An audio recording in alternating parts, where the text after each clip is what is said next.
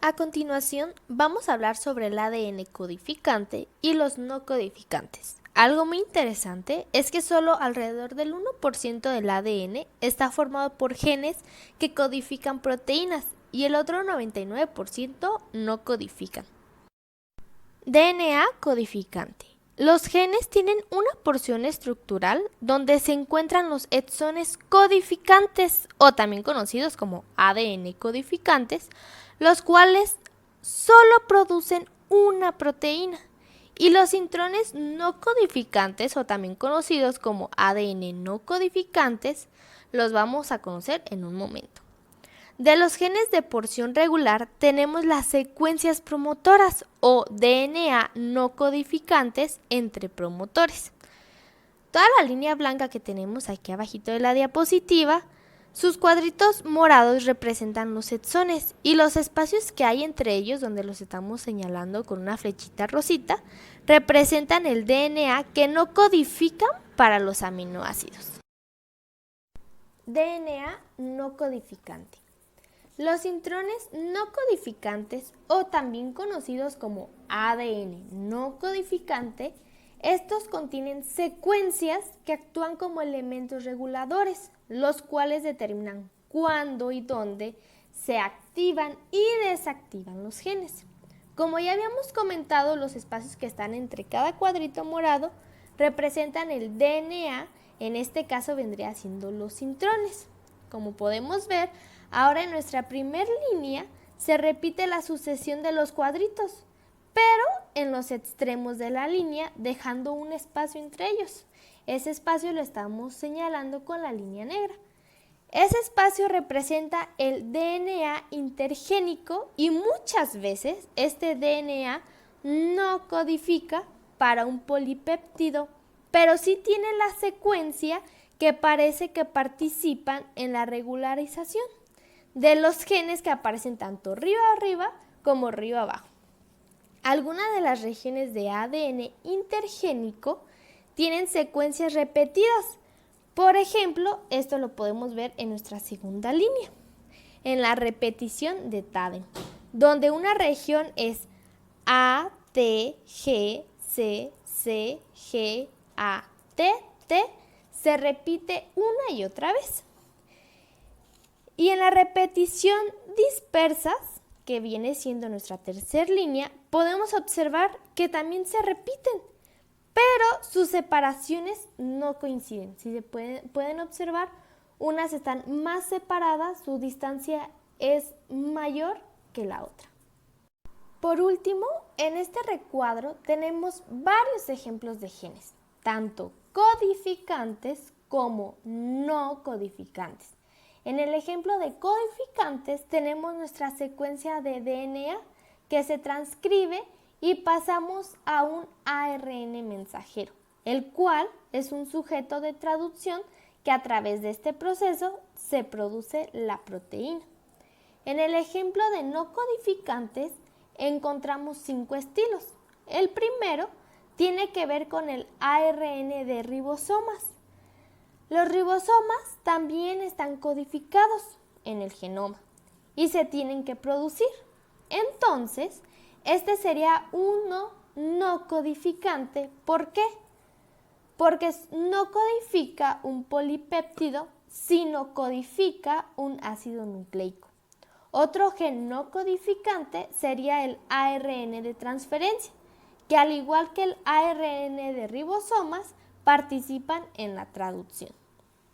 Otro ejemplo de genes que no codifican serían los ARN pequeños, los cuales participan en el procedimiento de otros ARN y en el control de la expresión de la genética.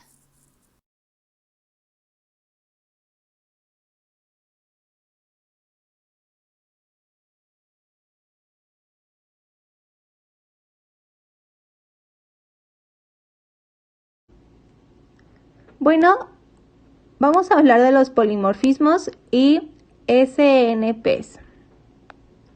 Primeramente, definir lo que es los polimorfismos o también conocidos como SNP. Estos solamente tienen un solo nucleótido, representan las variantes genéticas más comúnmente encontradas en el genoma humano. Debido a su amplia distribución, estos polimorfismos se localizan en cualquier parte de la estructura de los genes y en el genoma. Y pues bueno, los SNP se clasifican en 3. También tenemos los SNP codificantes, pero más adelante vamos a hablar de ellos. Primeramente, hablar de los SNP reguladores o en sus siglas RSNP. Estos tienen implicaciones funcionales sobre los niveles de expresión génica, mientras que los SNP-ARN estructurales, también por sus siglas SRSNP, alteran la traducción de los ARN mensajeros, el corte y el empalme, también la eficiencia para potenciar y la estabilidad de los ARN y la función de las proteínas. Como estos tienen mucha importancia a la formación, pues son muy relacionados a dar como origen a algunas enfermedades, como lo son la hipertensión arterial, la obesidad o la enfermedad arterial coronaria, entre otras. En esta gráfica lo que tenemos son los SNP funcionales. Así como vemos, tenemos ya los codificantes que van a hacer la función de la proteína, los RSNP, que son los niveles de expresión, y los SRSNP, la traducción, corte y empalme, estabilidad de los ARN, etc. Todo esto teniendo una influencia directa a la alteración en la cantidad y actividad de la proteína. En esta imagen lo que podemos apreciar es un homocigoto TT. Esto está pues dentro de los parámetros como algo normal, todo está funcionando tranquilamente, ya que en la primera posición tenemos una timina y en la segunda también. Y pues esto es algo que tenemos que tener como contado. Pero en esta imagen tenemos ya una modificación cambiante. De vez de timina tenemos la presencia de timina y de citosina. Por eso la línea como azul en la gráfica. Y esto es igual a un heterocigoto, TS. Aquí ya es cuando entramos a las simplificaciones y a lo que es la importancia de los SNP. Cabe aclarar que no todos los SNP son como muy notables, algunos pasan pues desapercibidos y nos dan como características como el por qué una persona tiene el cabello lacio y yo lo tengo chino, o por qué el de ella es rubio y el mío oscuro. Son como cosas súper sencillas y es lo que definen y caracterizan a un ser humano. Y es lo que nos hace diferentes. Pero como no todos somos perfectos, pues sí tenemos problemáticas como lo son estas, ya que esos pueden dar como el inicio a las enfermedades patológicas que conocemos hoy en día. Uno de ellos, la obesidad, la displemia o también el asma. Y pues bueno, eso sería todo. Esas son las fuentes y gracias. Yo les hablaré sobre el ADN repetitivo codificante. Este representa entre el 10 y el 15% del genoma y aparece por familia o conjunto de genes cuyos miembros se caracterizan por su homología, la cual se define como la relación entre las figuras. Pueden estar agrupados o de forma dispersa en el genoma. Cabe resaltar que las repeticiones de genes les permite expresarse rápidamente y en gran cantidad. Muy bien. Existen dos tipos de ADN repetitivo, los agrupados y los dispersos. Los primeros son los agrupados, los cuales son familias de genes que están conservados con genes repetidos en el tándem, el cual se refiere a dos o más pares de bases de ADN, el cual se repite hasta que las repeticiones se encuentran una al lado de la otra en el cromosoma. Los ADNs agrupados contienen un alto grado de homología y se expresan en todas las repeticiones. Algunos ejemplos de estos son las histonas, los rARNs y los tARNs. Luego llegan las familias multigénicas con genes agrupados, los cuales se localizan en una zona específica del genoma. Estos contienen mayor homología y solo se expresan en algunas repeticiones.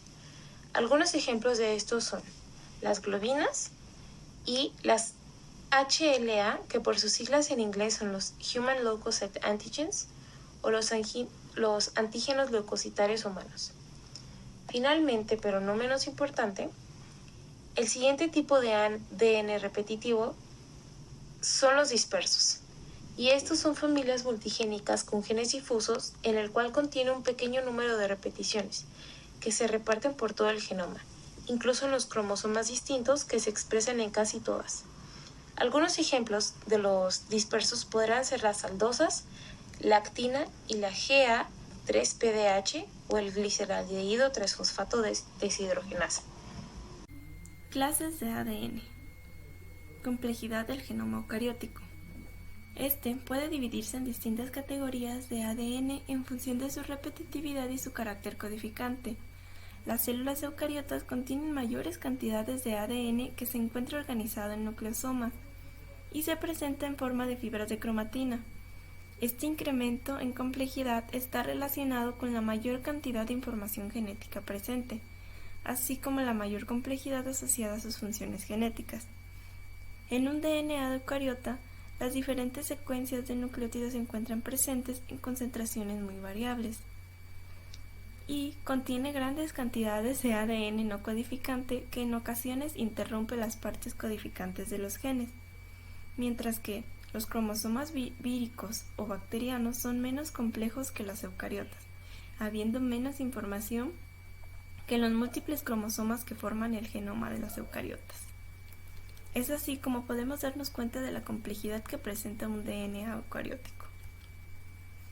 Una de las principales clases es el ADN de copia única, o de bajo número de copias, el cual está constituido por la fracción de ADN que renaturaliza lentamente, por lo que es muy difícil distinguir entre secuencias presentes en una sola copia de las que lo están en 2 o 3 copias.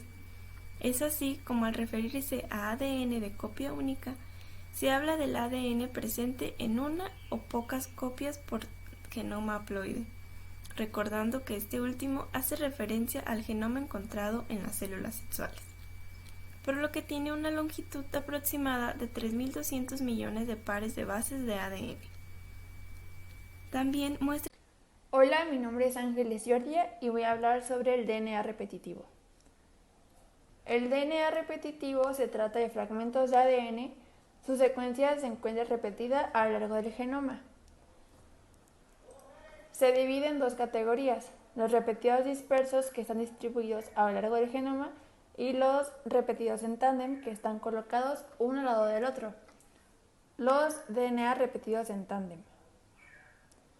El ADN satélite, el cual las secuencias repetidas en los humanos se encuentran en los centrómeros y los telómeros de los cromosomas y juegan un papel muy importante estructural como sitio de unión para proteínas. También se encuentran los ADN minisatélite. Su tamaño varía de 10 a 60 pares de base y está repetido de 5 a 50 veces. Se asocia a características estructurales de los cromosomas. En el ADN telomérico de humanos tiene una importante función en la replicación. El ADN microsatélite varía en tamaño de 2 a 5 pares de base y está repetido de 5 a 50 veces. Los más comunes en humanos son las repeticiones de nucleótidos y luego se encuentran las de nucleótidos individuales. Se encuentran en varios sitios del genoma, incluso entre genes codificantes. A partir de su análisis se establece un perfil genético para cada ser humano y se establecen relaciones de parentesco. Y luego tenemos a los DNA repetidos dispersos. Los repetidos dispersos se encuentran los elementos transponibles y este proceso por el cual un segmento del ADN se mueve de un sitio a otro en el genoma. La retrotransposición. Si para llevar a cabo se requiere ARN, se va a llamar retrotransposición y esta comienza con la síntesis de una copia de ARN del transposón, luego la transcripción se copia en el ADN de doble cadena fuera del genoma y al final la copia se integra en el mismo cromosoma del transposón original o uno diferente y como parte de estos transposones existen los LTRs. Algunos elementos transponibles. Está el LTR y se encuentran blanqueados por largas repeticiones y son capaces de transponerse independientemente ya que codifican para una proteasa, una transcriptasa de reversa, una RNasa y una integrasa. También tenemos a los lines. Estos no tienen LTR, pero sí tienen una transcriptasa reversa y una endonucleasa, o sea que están en las zonas de eucromatina. Los SINEs, estos no codifican para ninguna proteína y necesitan de 2 lines para transponerse. ¿Qué impacto tiene esto? La presencia de elementos móviles puede inducir reordenamientos cromosómicos y controlar la expresión génica, porque cuando se insertan se producen mutaciones que pueden ubicarse en zonas del genoma que van a transcribirse, o sea, la eucromatina. Las referencias y muchas gracias, espero que les haya gustado mi tema. ADN repetitivo no codificante. Su tamaño se estima en un 30 y 40% de ADN genómico total. Se subdivide en 2 categorías, el moderadamente repetitivo que se ubica en una forma dispersa y el altamente repetitivo que además es agrupado. Aquí podemos ver las 2 categorías, que es el agrupado, que se encuentra en regiones heterocromáticas y es altamente repetitivo, el disperso que está por todo el genoma y es moderadamente repetitivo. ADN altamente repetitivo y agrupado, ADN satélite. Este tipo de ADN está formado por unidades de pequeño tamaño entre 2 y 50 pb, repetidas entre millones y miles de veces. También es una característica su localización agrupada en lugares específicos de varios cromosomas, correspondientes a las regiones heterocromáticas, principalmente en su torno al centrómero y a los telómeros. El nombre del ADN satélite tiene un origen metodológico. Debido a su alta tasa de repetición, las regiones de este tipo de ADN poseen una composición de bases diferente al resto del genoma. ADN moderadamente repetitivo y disperso. Como su nombre lo indica, este tipo de ADN se distribuye a lo largo de todos los cromosomas con un número de repeticiones no muy elevado. Se puede subdividir en 2 categorías, en función de la forma en la que se distribuyen las repeticiones. En primer lugar, algunas secuencias se repiten en tándem, formando bloques, los cuales aparecen de forma dispersa por el genoma. El segundo tipo consiste en repeticiones igualmente dispersas por todo el genoma, pero no se agrupan en bloques. La importancia práctica del ADN minisatélite y microsatélite radica en su gran variedad entre individuos, que permite analizar como marcador molecular en medicina forense, pruebas de paternidad y diagnóstico de enfermedades moleculares. Polimorfismo. El término polimorfismo se refiere a la manera en que las letras de nuestro genoma se organizan a través de los diferentes cromosomas. En realidad, la variación genética entre individuos de una misma población es tan solo de un 0.1% en todo el genoma. A esta variación genética se le llama polimorfismo. Técnicamente es nuestra huella genética. Existen 2 tipos de polimorfismos, las de nucleótido sencillo y las de secuencia repetida. Las de nucleótido sencillo son una variación en la secuencia de ADN que afecta a una sola base, adenina, timina, citosina o guanina, de una secuencia del genoma. Las de secuencia repetida. Para muchas de las repeticiones en tándem, el número de unidades repetidas varía entre individuos, las cuales se llaman BNTRS. De estas se dividen en minisatélites y microsatélites. Los minisatélites son los que corresponden a secuencias de ADN de unas pocas decenas de nucleótidos repetidas en tándem. La singularidad de estos polimorfismos está en que cada loci puede presentar muchos alelos distintos. Presentan el inconveniente de que no están distribuidos por todo el genoma y solo pueden ser utilizados en el diagnóstico de numerosos, pero muy reducidos enfermedades. Su máxima aplicación es en la determinación de la paternidad y protocolos de identificación genética en el ámbito judicial. Los microsatélites corresponden a la repetición en tándem de secuencias de entre 2 y 5 nucleótidos. Están distribuidos de forma casi homogénea por todo el genoma y también presentan un número elevado de alelos con frecuencias similares entre sí, de manera que un individuo